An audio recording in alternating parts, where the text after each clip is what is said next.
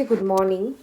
My name is Shancharita Dotto, and today I will going to tell about the one of the method of game theory, that is the backward induction method. So now the thing is that here I have explained a particular uh, game in this paper. So this is called the escalation game. So here we have considered two player or the two state or two country. So country with the blue color we have represented country 1, and with the red color we have represented country 2. Now the thing is that let me explain the game first. The player 1 has two options. So between the player 1 and 2 there is a war-like situation.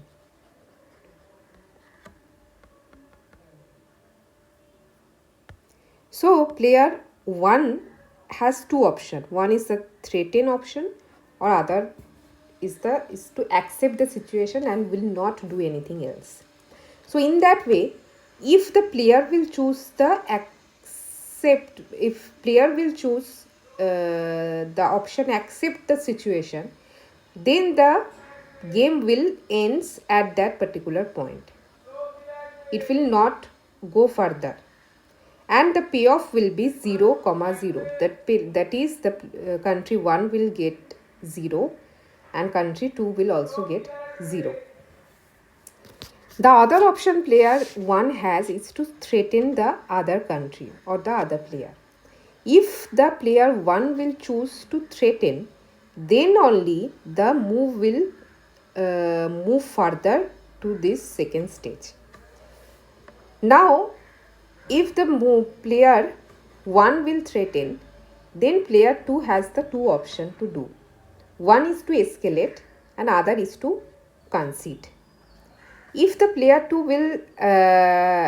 will accept the options concede, then the game will ends at that point. And the payoff of the first player will be positive 1 and the payoff of the second player will be negative 2.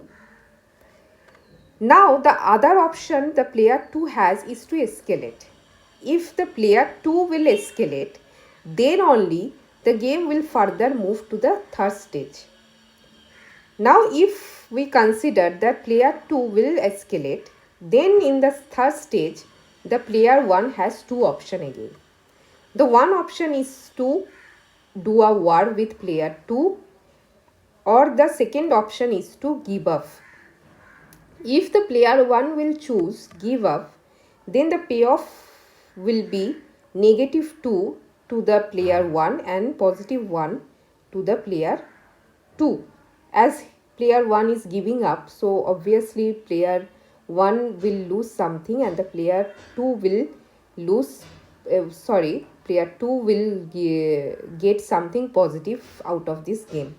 And if the player 1 will do a war with player 2, then both will lose something, that is the payoff of both the player will be negative 1 and negative 1. So this is all about the game, and I have represented this game using a game tree. This is called the sequential move game. That means the first player will move at first, then the second player will observe the move of the first player, then he will choose between these two options, and then again the game will move further. So as all the player is not moving together at a time, but one by one observing the move of the other player, then the other one player will decide his move. So that is why it is called a sequential move game.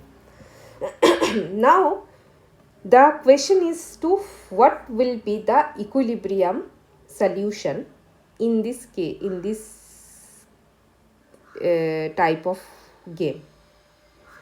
So now to find out the equilibrium solution, we will use the method of the backward induction. Now, in case of backward induction, instead of going further from the starting to the end direction, we will move from ending to the starting decisions. So, in the case of the backward induction, we will at first decide that what player will do if the game will be at the ending point.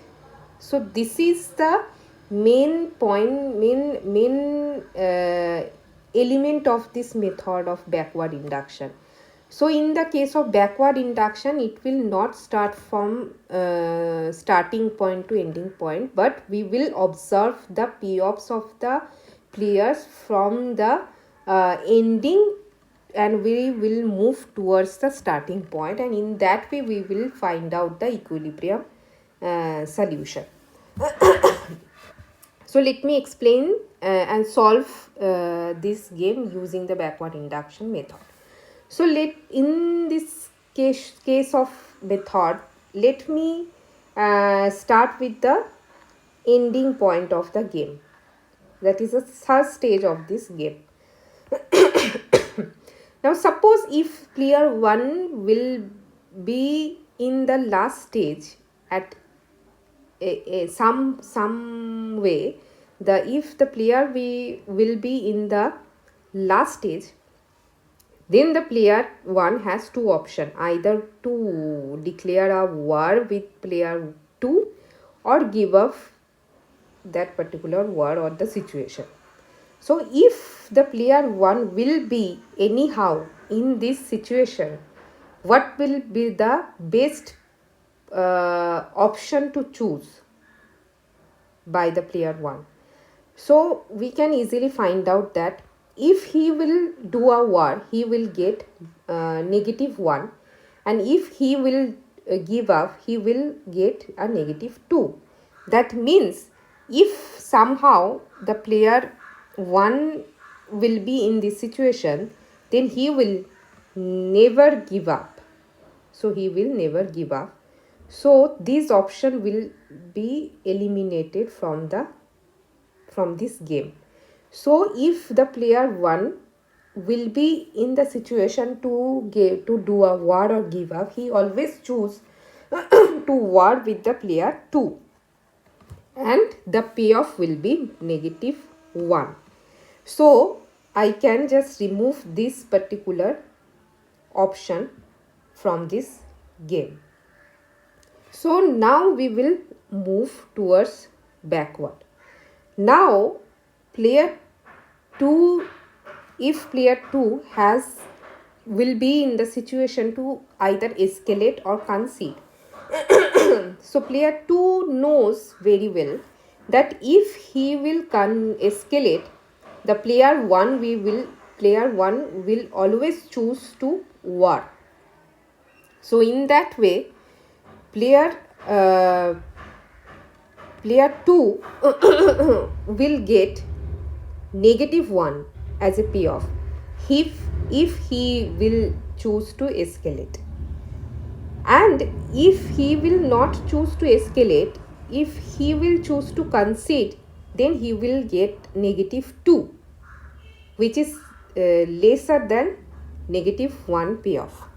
So that means as the player 2 knows the move of the player 1 at the last stage, so player 2 knows that it will be beneficial for him to escalate, because if he escalates, he knows that player 1 will choose to war, and ultimately player 2 will get a -1 payoff. But if he concedes, then the payoff of the player 2 will be -2, so which is worse than the escalate option. So here in this case, we also eliminate these particular options. That means player 2 will never choose concede. He will always choose escalate. Now I am moving further backward, and in the first stage the player 1 knows very well that if he threaten player 2, then player 2 always choose escalate, and then player 1 will choose war, and he will ultimately get -1 payoff. Or if he accept the situation, he will get a 0 payoff. So in that way, it is better for the player 1 to accept the situation, and he will get 0 payoff. If he threaten, as in the backward induction method, we know the options will be selected by the other players in the other stages of this game. So if he threaten, second player will choose escalate, and again player 1 will choose war, and ultimately he will get -1. So it is better to accept the situation, so ultimately he will get a 0 payoff, which is higher than the -1 payoff. So in that way, the equilibrium will be not only the accept will be selected by the player 1, and the game will end at this stage. You cannot just write it down that the equilibrium will be the, let me clear it first. So here in this case, we know by using the method of the backward induction that player 1 will accept the situation, and it will be better for him to accept and get the payoff of 0. So we will write the equilibrium as accept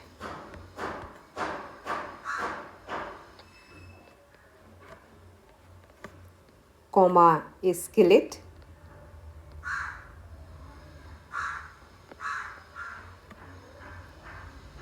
and war.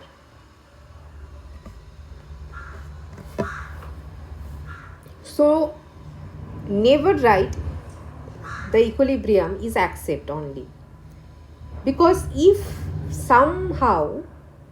the game will further move to the second stage or to the third stage, then the escalate and war will be the equilibrium condition. So you need to write the equilibrium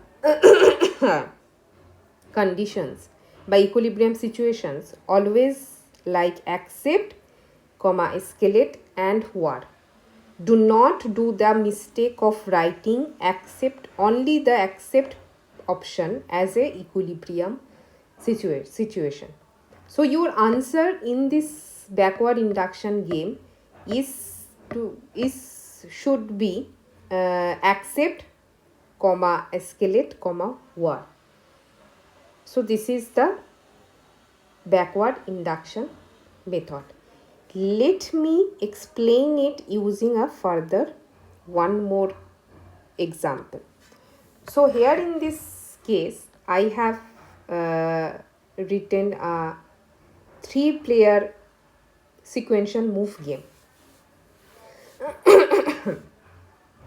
So in this game, the player 1 is Guinea. The player 1 has 2 options, either to run or to hide. Second player is the Voldemort. Voldemort has the 2 options to either bring a snake or not bring a snake. And in the second stage, Harry has also 2 options to clock or not to clock. So here in this game tree, here also it is a sequential move game, and in the black color I have written all the payoffs getting by these 3 players after finishing all the moves of the 3 players. So let me solve this game using the backward induction. So instead of choosing what Guinea will do at the first stage of the game, just start moving at the third stage, from the third stage of this game, that start selecting the Harry's selection and then moves towards the front. So here in this case,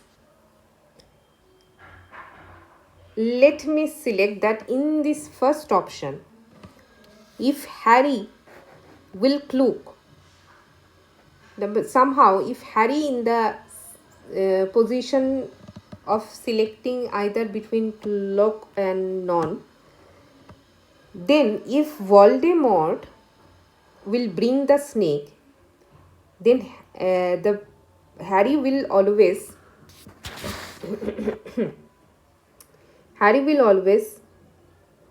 select the none option, because it will give him a payoff of 12. So the last payoffs written in this game is the payoff of the third player. Second payoffs are written in this game is the payoff of the second player, and the first payoffs has been written is the payoff of the first player. So here in this case, if Harry will not look, then he will get 12, which is way more higher than the payoff of -5, which he will get if he cloak. So we just eliminate this option.